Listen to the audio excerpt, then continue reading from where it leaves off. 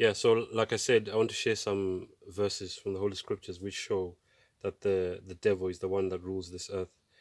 So the first one I want to share is Job chapter 2, verse 1 and 2. And it says, "Yet again there was a day when the sons of God came to present themselves before the Lord, and Satan came also among them to present himself before the Lord.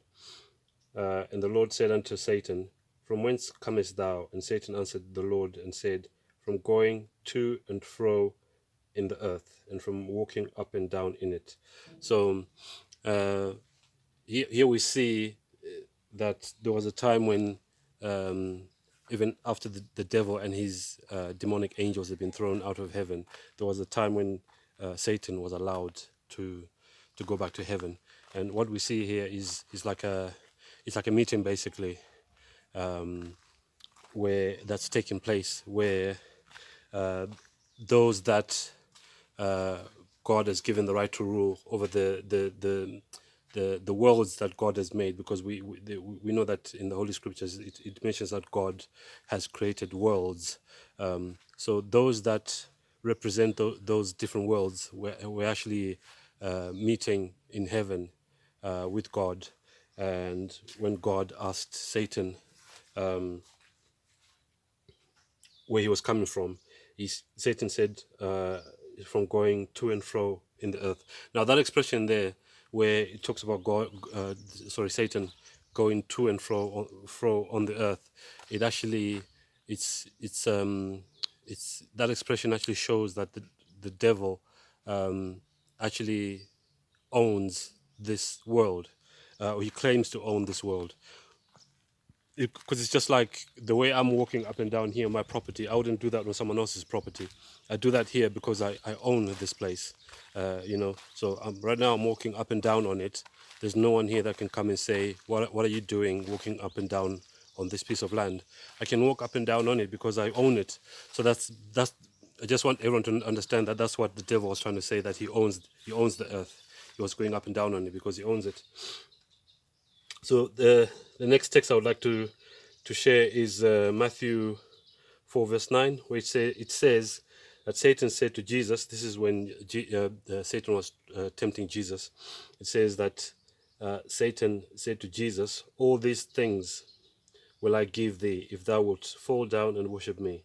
Like I said, that's in Matthew 4 verse 9. So you could only tell Jesus that he could give him everything here on this earth, if you can only say that if he's the one who's ruling here on this earth, if he is claiming that the earth belongs to him.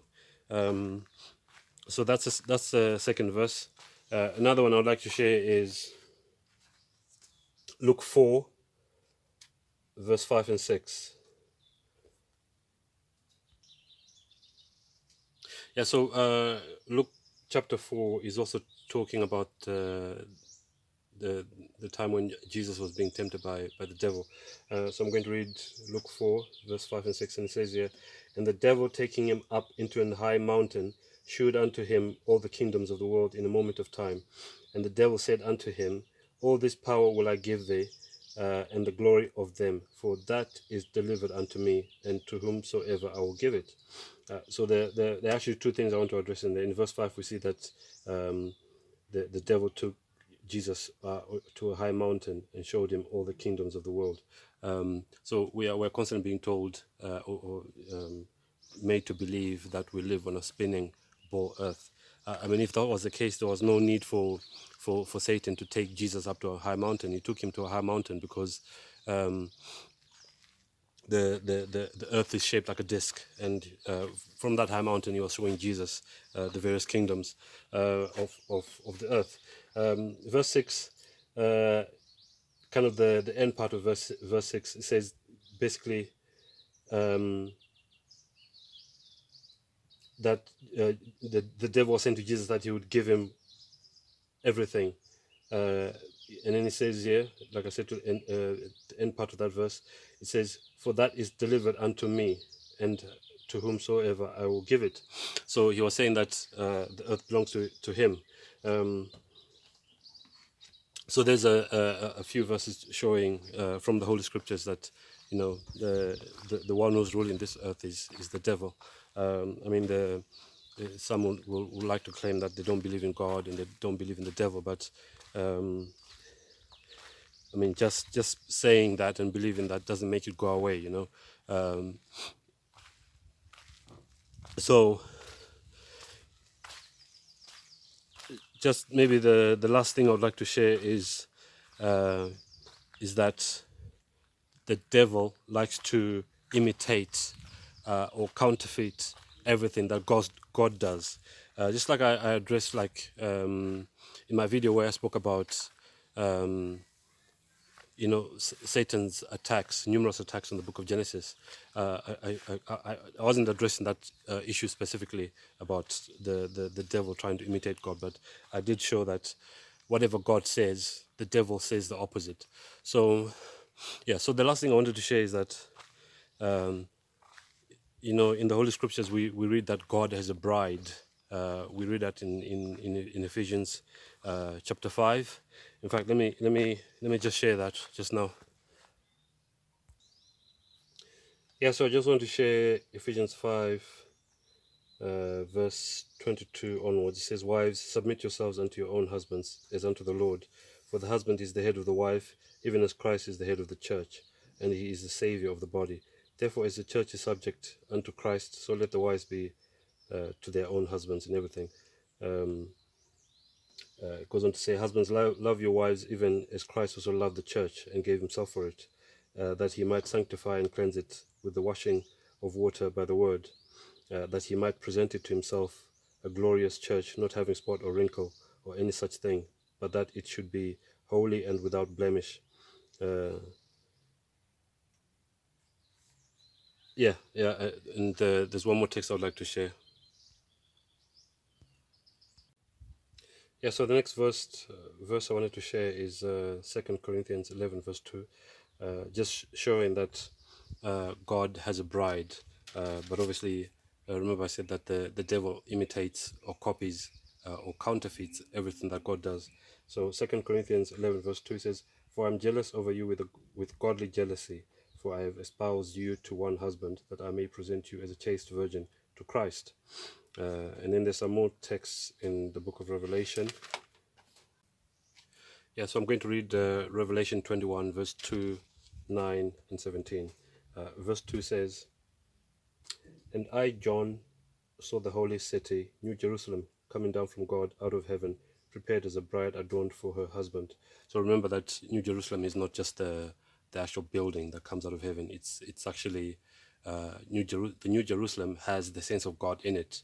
So verse 9, it says, "And there came unto me one of the seven angels, which had the seven vials, full of the seven last plagues, and talked with me, saying, Come hither, I will shew thee the bride, the Lamb's wife."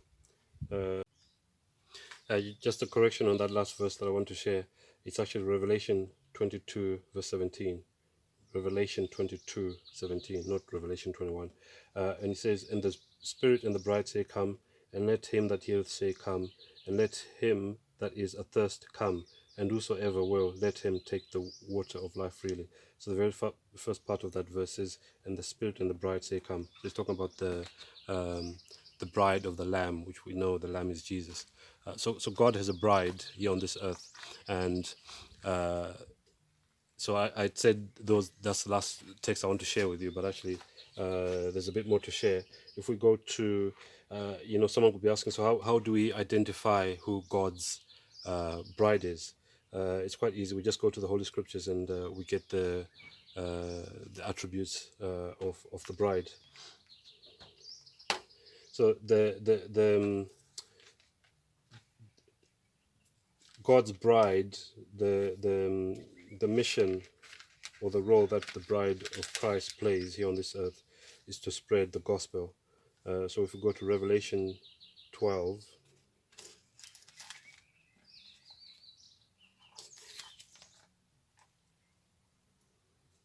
Revelation 12:17,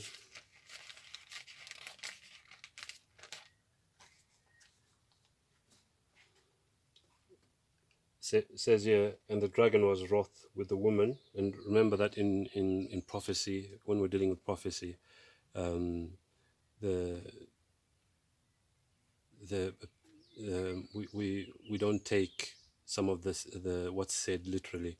It's in prophecy basically a woman is a church. Um, so where was I? Revelation 12:17. So let me just read that again. It says, "And the dragon was wroth with the woman and went to make war with the remnant of her seed." So basically, what that means is that when it says the dragon, he's talking about the devil. He says that the devil was angry with God's church. Why? Because God's church, the purpose of God's church here on earth is to spread the good news of the gospel, and obviously to expose the devil and whatever the devil is doing here on this earth, that he may not deceive the human beings and cause them to be lost. So the purpose of the church, or the mission of the church, is to spread the truth that souls may be saved, and the devil's trying to stop that. And he says that the devil went to make war with the remnant of her seed, those that remain. He says, and here are some of the identifying marks or attributes of God's church. He says, which keep the commandments of God and have the testimony of Jesus Christ. Now, another text is in chapter 14, Revelation 14, verse 12. It says here is the patience of the saints. Remember, the saints are God's people. It says, here are they that keep the commandments of God and the faith of Jesus. So here, it's quite easy to identify who God's church is, because they keep God's commandments and have the testimony of Jesus. So I was just explaining that the devil tries to counterfeit everything that God does. Basically, what I'm saying is God has a church, God has a bride. The devil also has a church, and the devil has a a girlfriend. So I won't be identifying who the girlfriend is in this video. I'll try and do that in the next part, because I have to break this into small chunks so that it can be easily understood. Because if I try and do this in one video, it will be very long, and it will also basically be quite hard for me to share what I want to share. So I'll leave it there for now.